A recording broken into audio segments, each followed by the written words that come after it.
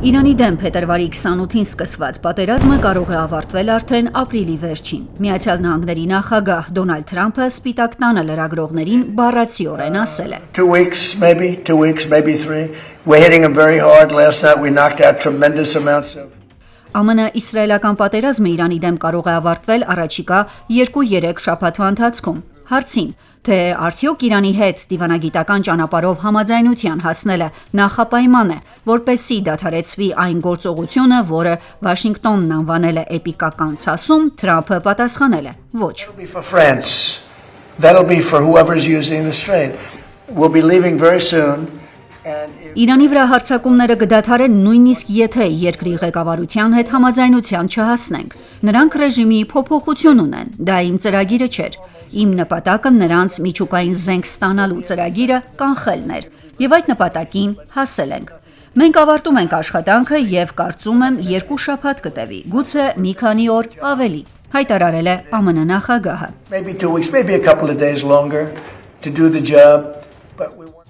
Փորձագետների կարծիքով առայժմ հստակ չէ, թե արդյոք Վաշինգտոնն ու Թել Ավիվը կարողացել են խափանել Թեհրանի միջուկային ծրագիրը, քանի որ հավաստի տեղեկություններ չկան։ Մինչդեռ իրանական կողմը պնդում է, որ միջուկային ծրագիրը չի դադարեցվել, դարձյալ ընդգծելով, որ այն կրում է բացառապես խաղաղ բնույթ։ Պատերազմը դադարեցնելու պատրաստակամության մասին հայտարարել է նաև Իրանի նախագահ Մասուդ Փեզեշքյանը։ Եվրոպական խորհրդի նախագահ Անտոնիո Կոշտայի հետ հեռախոսազրույցի ժամանակ նա ասել է.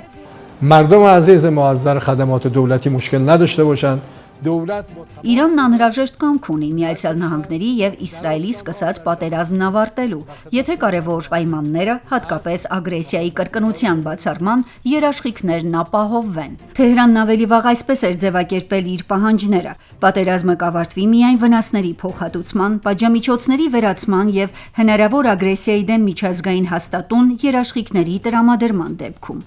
Ալ Ջազիրային տված հարցազրույցում այս պահանջները վերահաստատել է Իրանի արտաքին գործերի նախարար Աբբաս Արաղչին։ Գլխավոր դիվանագետն ասել է, որ ինքը հաղորդագրություններ է փոխանակում Միացյալ Նահանգների նախագահի հատուկ բանագնաց Սթիվ Ուիթքոֆի հետ, սակայն դա բանակցություն չէ։ Either directly or indirectly. This is not called negotiation, but this does exist right now.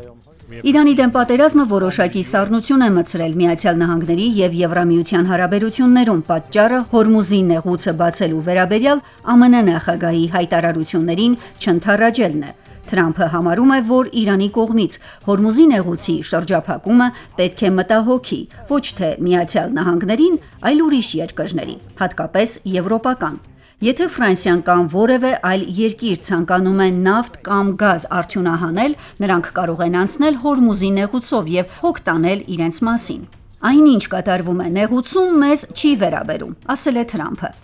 And Hormuz Strait, they'll go right up there and they'll be able to fend for themselves. I think it'll be very safe actually, but we have nothing to do with that. What happens to the strait? Ավելին, երբ Ֆրանսիան, Իտալիան, Իսպանիան եւ Շվեյցարիան հայտարարեցին, որ սահմանափակում են Իրանի դեմ ռազմական գործողությունների մեջ ներգրավված ամերիկյան ռազմական օդանավերի համար իրենց օդային տարածքը, Միացյալ Նահանգների պետքարտուղարը հայտարարել է, որ Վաշինգտոնը կվերանայի հարաբերությունները Հյուսիսատլանտյան դաշինքի հետ։ Մարկո Ռուբիոն ասել է, որ ՆԱՏՕ-ն ստեղծվել է ոչ միայն եվրոպական երկրները պաշտպանելու համար, այլև Միացյալ Նահանգներին հնարավորություն տալու ռազմական բազաներ տեղակայելու Եվրոպայում սեփական ազգային անվտանգության շահերը պաշտպանելու համար։ Նա շեշտել է, որ եթե դաշինքի կազմում Միացյալ Նահանգները չի կարող օգտագործել այդ բազաները իր շահերի պաշտպանության համար, ապա գործակցությունը ՆԱՏՕ-ի հետ դառնում է միակողմանի։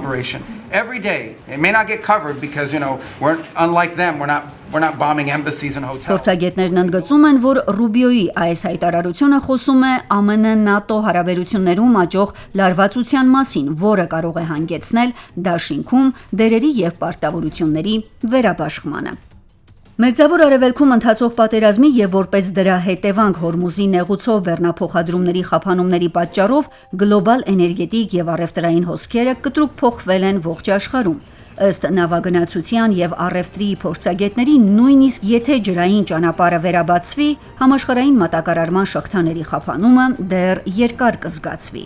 Երբ պատերազմը պաշտոնապես ավարտվի եւ ռմբակոծությունները դադարեցվեն, դա չի նշանակի, որ լոգիստիկայի համար պատերազմն ավարտված է, քանի որ այդ ժամանակ է սկսվում իրական աշխատանքը, ասել է գերմանական նավագնացության հսկաներից մեկի կորպորատիվ հաղորդակցությունների ավագ տնօրեն Նիլս Հաուպտը։ Իսկ Իրանի խորհրդարանը հաստատել է Հորմուզի նեղուցով անցնող նավերի համար մաքսավճար սահմանելու մասին օրինագիծը։ Արտաքին գործերի նախարար Աբբաս Արաղչին է ասել, որ բոլոր նավերը Հորմուզի նեղուցով պետք է անցնեն բացառապես Թեհրանի թույլտվությամբ։ It's in our territorial waters and Oman's. So it's ordinary for Iran and Oman. Հասմիկ Մարտիրոսյան, Ռադիոլուր։